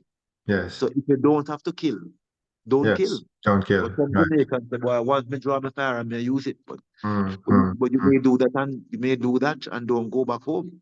Right. Right. Right. Because the Right. ordinary people who are going to adjudge you in a court of law may find you guilty Yes. of Yes. using excessive force. Yes. You Exactly. know, Yes. Yeah. so it behoves you as a firearm holder to have access to proper training. Proper training. And when you took off the uniform and became a civilian after 34 years, what Mm. was that transition like? Well, um, the truth is, I was ready for that. Right. Right? So I know a lot of people can't transition from one to the next, but I was actually ready for that. Well, what made you ready? How did you get how were you ready? Well, you have to think ahead. And what also helped me is that the latter part of my career was in the National Reserve, where I was straddling a civilian job and military job, Right. right? Okay, right. Yes. So it was Mm. difficult in the sense that you had to employ self-monitoring Yes. because you can't believe you're in camp when you're at RNFU. Yes. Yeah. So Yes. self-monitoring was is a key. Yes. Yes. Right. So it was it. Go ahead, Winston. Now, I was going to say, can you explain self-monitoring a little bit more for people who might not be familiar with the concept? Yeah, well, self-monitoring is it is in my view, it is not all that difficult. It is to Hmm. know the context within which you are, the context that you're in, Hmm. and how you operate within a particular context. Right. So if we can simplify it by say in the Jamaica Defense Force, right? Hmm. You have jargons, and when you speak those jargons, soldiers understand you. Yes. So you Yes. don't go to random if you are Maybe grace ans- can face with those jargons. Yes. Yes. Yes. Right? In the JDF, I can call you screechy Yes. and you accept it. But Yes. you may not go to Grenadier and J- call a man blogger because he may take offense to it and may become an industrial action. Right? Right. Right. Okay. Right. Hmm. Right? So you have to monitor yourself how you operate within Hmm. the context that you are in. Right? Fabulous. And as part of what you do now, do you have a lot of contact with soldiers, or apart from when you're doing your FLA and all that type, do you have a lot of contact with soldiers and ex-soldiers now? Yes. I mean, so let me quickly praise the idea of the World Connection, Hmm. which has created a community Yes, yes, that yes, where serving soldiers and ex-service men and women can meet in one yes, environment. yes. So I it share is that sentiment. Yeah. it is worthy of praise. Yes, Right? yes, But outside of that, it is my duty, I believe, to keep in touch with the Jamaica Defense Force. yes. Right. And so what I do, I do keep in touch with my battalion and the force, All right. the Okay. chief of defense staff, and Mm. the senior officers. A lot of them I trained them Yes, when I was Depot Sergeant Major, right? yes, yes, So yes. it's easy to talk to them, Hmm. right? And when I was commanding officer, we had a good relationship, Yes. right? So I've been fortunate to get the opportunity to be the reviewing officer for passing out parade, recruit Right, passing out parade. I've been the reviewing officer or guest speaker for warrant officers course at CMA. right, right. Um, Yeah. um, yeah, the MAC fourth anniversary warrant officers fourth anniversary Mm-hmm. celebration. I was the guest speaker there. Mm-hmm. Was the guest speaker last November at the regimental dinner, the third JNR officers mess.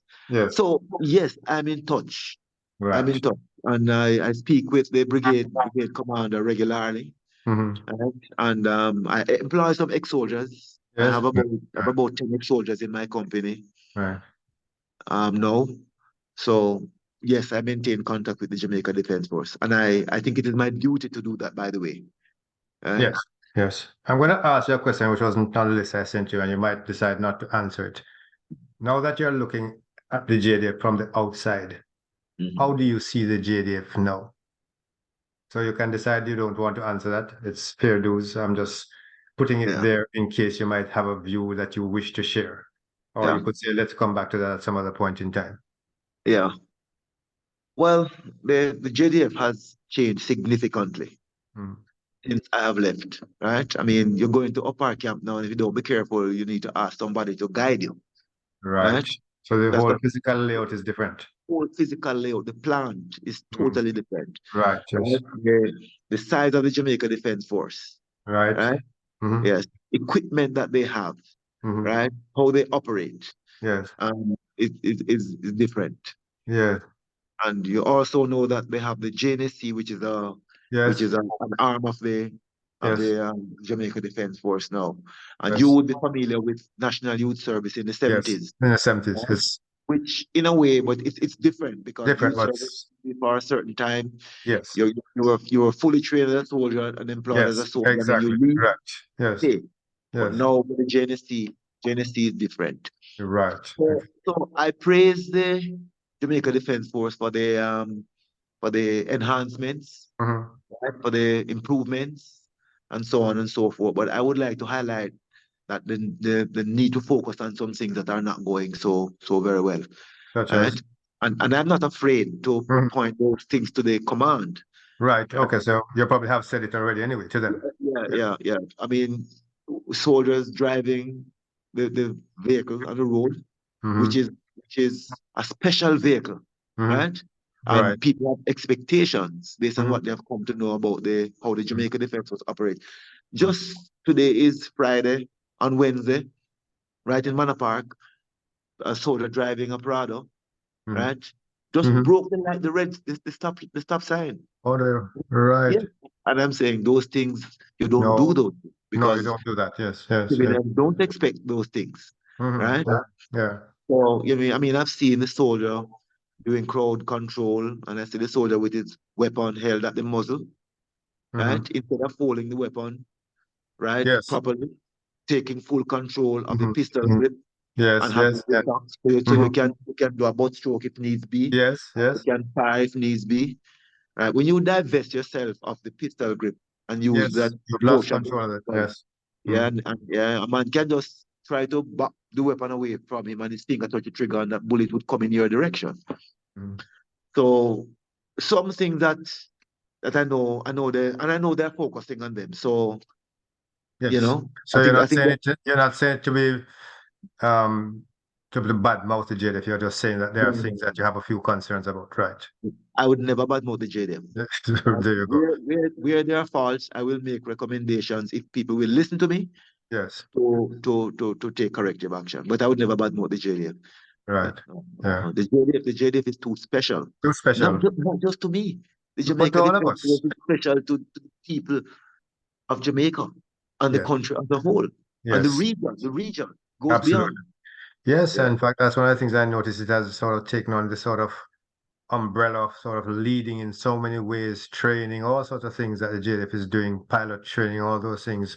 Yeah. Really significant leadership role that it has taken on as an organization across the Caribbean. Yeah. No, So it's man, the been a lot of JDF. it's been a Yeah. lot of good things which we should be A proud lot. of. But at A the lot. same time, we mustn't sort of minimize the things that aren't going so well. Yeah. Fabulous. I'm going to move to the next question then, Colonel. What is back just before there's two questions left. One is, what is the funniest thing that you ever experienced in the JDF or had to you saw or were involved in? Because the JDF runs on jokes. A lot of people don't know that, but the humor thing is a really big part of life in the JDF. Well, I suppose because we're all soldiers or ex-soldiers, we know that, but Yeah. it's a big thing. So, what's the funniest thing that you saw or heard or did while in the JDF? JDF. A lot. A lot. A lot. So I mean, I don't think we have enough time for me to go through all of them. So I would just talk about one or two of them, right? Yes. So one of them, as a young soldier, I went to Delta Company with Jobert Longmore, 002 Right. Jobert Longmore, Yes. Yeah. as the company sergeant major. Hmm. And first drill competition that we had, Hmm. I mean, the competition was rife because, Charlie against Delta against Alpha, Hmm. Echo, and so on. Yes. So leading up to the competition itself, that's all that people were talking about. Hmm. And I remember the final week of the competition, Yes. the sergeant major, he was telling us to go and get haircut and so on and so because everybody couldn't go to the barber shop at one time. Yes. So Yes. you had to do it and he turned up on one of the 2 o'clock parades where we're going to have a rehearsal Hmm. with his entire head At the time, soul hair was the thing in the JDF. Not real soul, but people used to have hair, right? And he bald his head. Is that Jubert? Yes, man. Okay. He shaved off his eyebrows, Yeah. right? He plucked out his eyelashes, right? He shaved off his mustache, Right. and he was clean as a whistle. Yes. And he stood in front of the parade and said, Delta Company, look at me. And he said, anybody who doesn't look like me for the drill competition, right? Anybody who doesn't look like me for the drill competition is going straight to the guard room. And he said nothing else.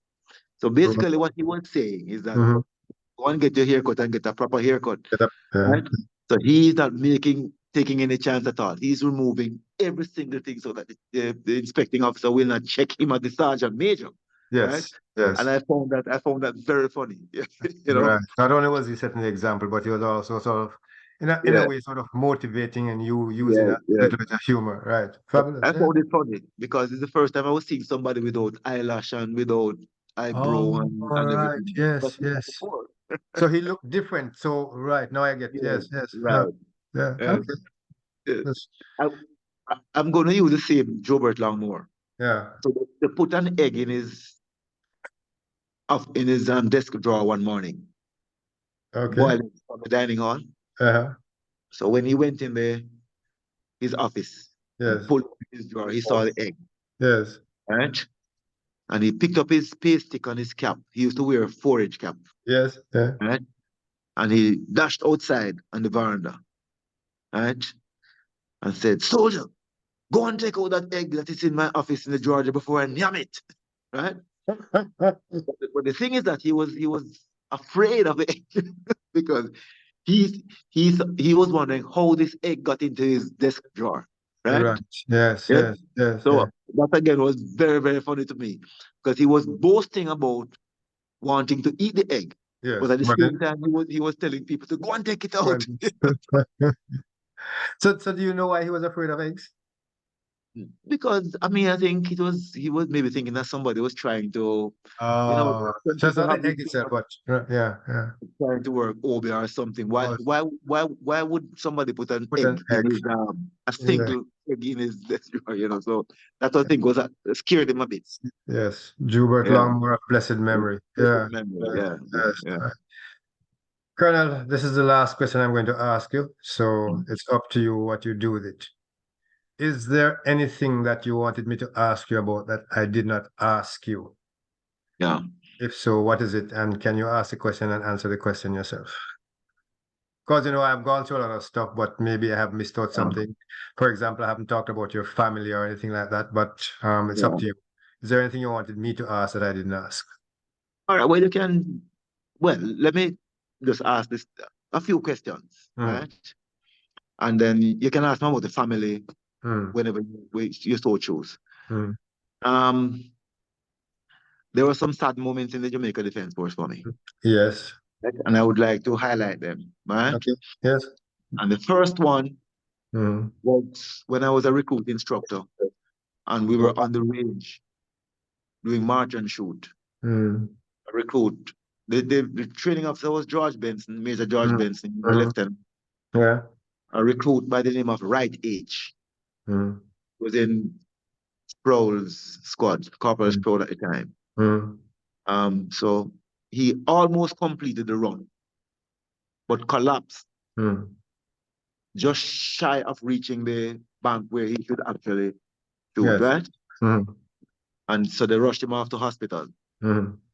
Sproul, the squad corporal, went. And while we were there, Sproul came back with his boots and the tag Oh, all right. and dropped it. Right? He just came back with the boots and the Yes. tag and said, dead. Yes. And Yes. that was sad for me. Yes. Yes. Uh, Yes. that Mm, was sad. I'll never mm. forget that. Yes. And Yes. I remember because he was buried in my uniform as well. Why was that? Because, they normally bury soldiers in KP. Yes. Right. But why Right? your uniform? Where he was in training at the time, they had not been Had not been issued. issued cape. Right. Yeah, right. My Right. uniform was the one that could fit him. So the Right. color sergeant, Right. my uniform and buried him in it. So I'll never forget recruit right age from Portland. Right. The other thing about it that was also sad is that when we went to the funeral, the family was protesting to say that it wasn't him. Yikes. So we had a challenge there as well. That was sad. Mm. Another sad moment again was in training, another recruit. You have the experience because it Mm-hmm. was recruit Rita who Mm-hmm. died when you were the detachment Mm-hmm. command and I was the depot sergeant major. Yeah. Right? You remember that case? Yes, yes, I remember the case. And I think it was in Buff Bay or Portland they were. No, no, no. It was in Clarendon. Clarendon, right. Well, Yeah, there you go. no, I remember the case, but I thought it was Buff Bay. Yeah. no, in Clarendon. But we buried him in camp. Right. Right. That was also sad. And remember that we had to go and identify the body at the university morgue for them to do the autopsy. I don't know if you remember that. You and I. Yes, No? yes. You don't remember that? I remember the incident, but I don't actually remember going to the morgue. Yes, Yes. man. You and I went there. You and I went to the morgue. Yes. Oh, yeah. Yeah. And I a guess, policeman from the Papine police station, me and you went there. but I do remember that we had this death and right. Okay. Later. Yeah, that Yes. was sad. Yes. Yeah, but the biggest thing for me in terms of something that has affected me Mm-hmm. from August 1980 until now Mm-hmm. was when we had the curtail operations. Mm-hmm. I was dispatched from Pembroke Hall Secondary School Mm-hmm. to deal with a report that had come in. Mm-hmm. Because people used to call in hotline Yes. and so on. And I was dispatched to Waterhouse area Mm-hmm. where they had bombed the house. Because those days they used to bomb houses with Molotov cocktail bombs with Right. regularity. Mm-hmm. We used to find a lot of bombs and so on in crocus bags, you know. Mm-hmm. And they bombed this house about 2 o'clock one day when my patrol went there. Right. By the time the house was fully Mm-hmm. destroyed, Yes. and I saw a lady and a little girl. Mm-hmm. That girl couldn't have been more than about maybe 11, 12 years old at the time, Yes. standing in the middle of the house. Mm-hmm. The house was flat now, but they were just Yes. standing in the middle, right in the rubble right there, with Yes. with their arms folded. All that. Right. Rain falling, nowhere to go. Right? And that thing has never left my mind to see that we could do that to our own in the Mm-hmm. name of politics. You Mm-hmm. know, that was very, very, the impact, is lasting. Right. Never forget that at all. Um, that's just some of them. Others, but I wouldn't go through them. Yes. Yes. I I want to take the opportunity also to just speak about my last couple of years in the Jamaica Defence Force Mm-hmm. as, as commanding officer of the 3rd Battalion, Mm-hmm. where I gave it my all, Mm-hmm. focus on a number of things to build capacity Mm-hmm. battalion and to you know get people to train up, get new skills. Some people weren't pleased with the direction I was going, but again, sometimes you don't see the vision, Yes. right? Yes. Um, so to get people to do courses to become qualified for promotion, Yes. right? And I want to credit Colonel Grant, who was a major at the time when we discussed this, Mm-hmm. because soldiers in the reserve used to get promotion Mm-hmm. without Yes. going on some of the courses because Mm-hmm. they didn't have the time to go on the 6-week, 8-week cadre in Newcastle Yes. because Yes. some of them had their regular jobs out there. Yes. Yes. So we took a decision that we wanted people to become trained. Yes. We developed this course cadre that would last for 1 year, a 1 year cadre. Right. It was just on weekends. Oh, right. Okay. So we would do the same training program, the syllabus, everything, Yes. just that it would last for a 1 year. And we started it, and I lived to see the regular force send regular soldiers on that 1 year course. People who were engineers, who they needed to work during the day, Mm-hmm. right? They would send them down there to do the, some of them came on Yes. that course. So I regard that as a success, right? Mm-hmm. Um, the regular force was doing trade test, and Mm-hmm. they didn't include the reserve at the time, Yes. and I advocated for the reserve to be included in it. Mm-hmm. And Colonel Ogilvy, Jamie Ogilvy, was the training Yes. major at the time, Yes. and I got very good support from him, and we were able to get that on board. Mm-hmm. The challenge we had was for the soldiers to get the material Yes. because they were in disparate places. Yes. Montego Bay, Port Maria, Mandeville, and so on. Yes. So that's now forced me to, come with some innovation, and Yes. that's when I introduced online learning. So long before COVID, we were Yes. doing online learning with using the Moodle platform, Yes. get computers, put them at all the various locations, and upload the materials so soldiers could access the thing to prepare for the trade test. Right. And I live to see there now, online learning is a Normal. Yeah, part of how we do things. Yes. Yeah. is a normal thing, Right. right? So that was one of the things I feel very proud of that. Right. Yes. Yeah. Um, you know, building a SALT course for the battalion so that we didn't have to go get transportation to go and find obstacle course Mm-hmm. right there.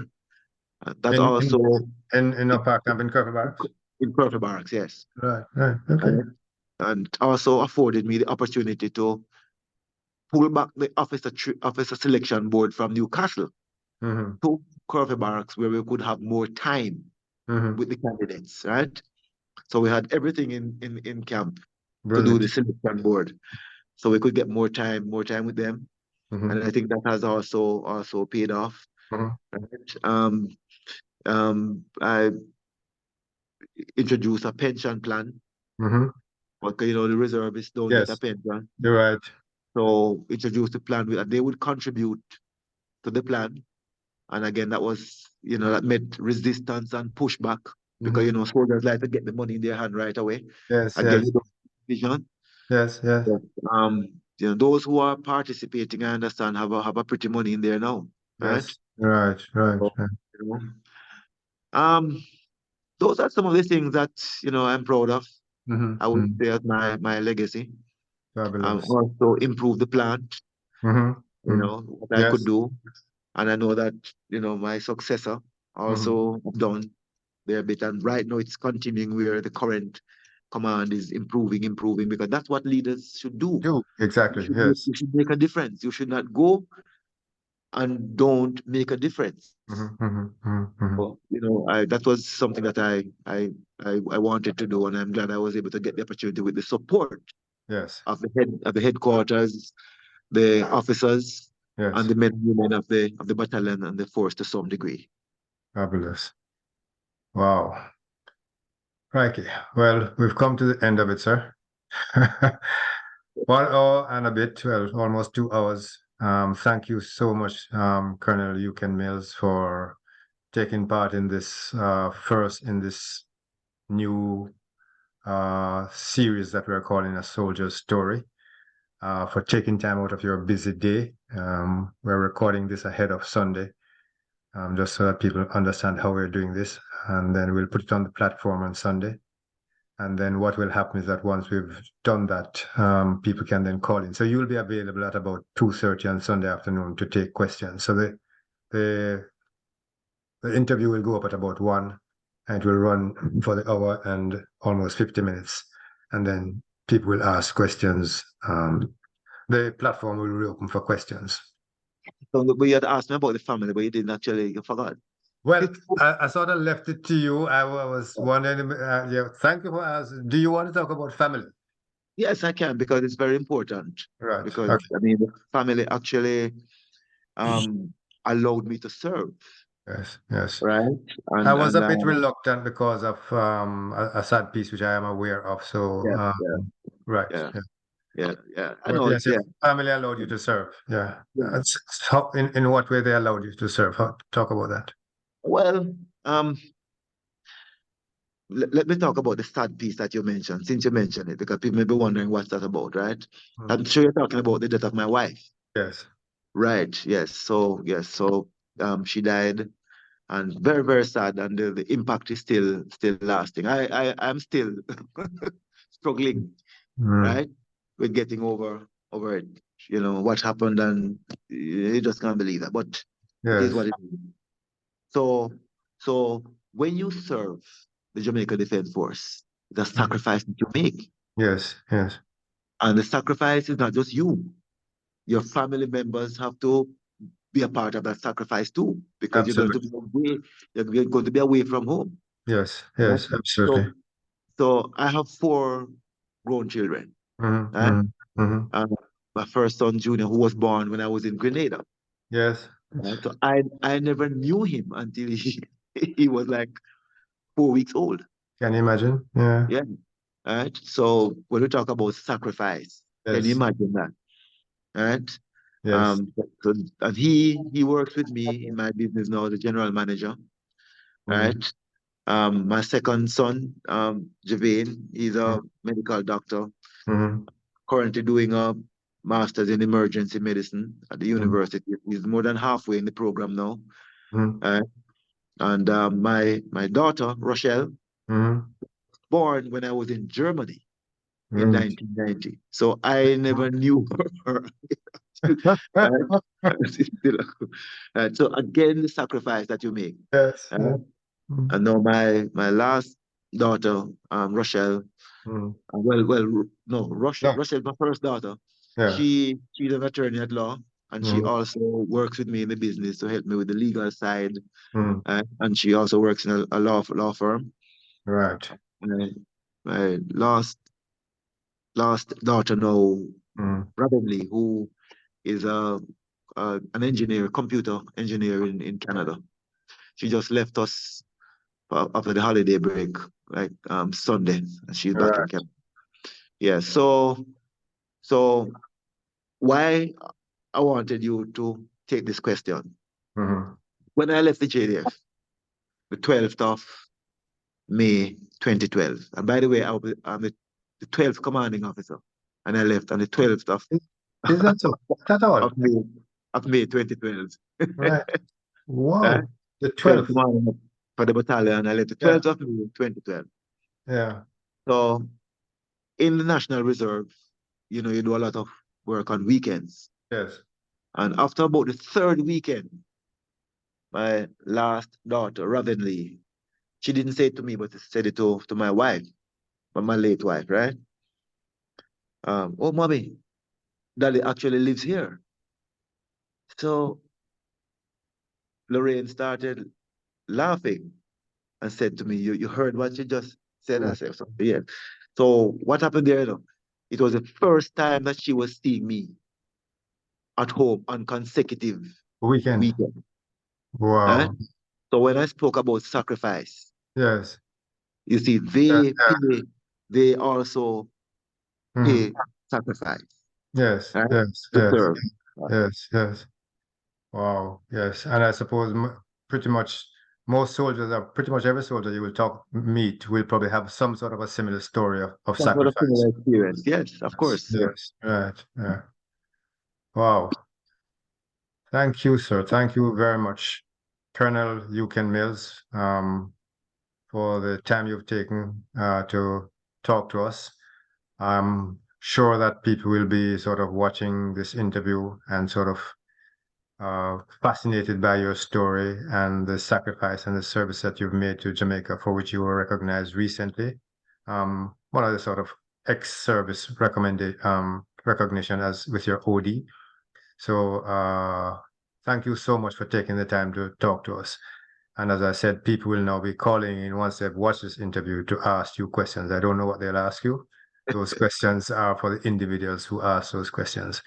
But Mr. President, Mr. JDF Desmond Hanlon, he's going to be handling I will be on listening, but he sort of manages that part of the interview. So good luck with that part. But once again, thank you so much. You're an inspiration to all of us, whether it's from Parity to Kingston to wherever.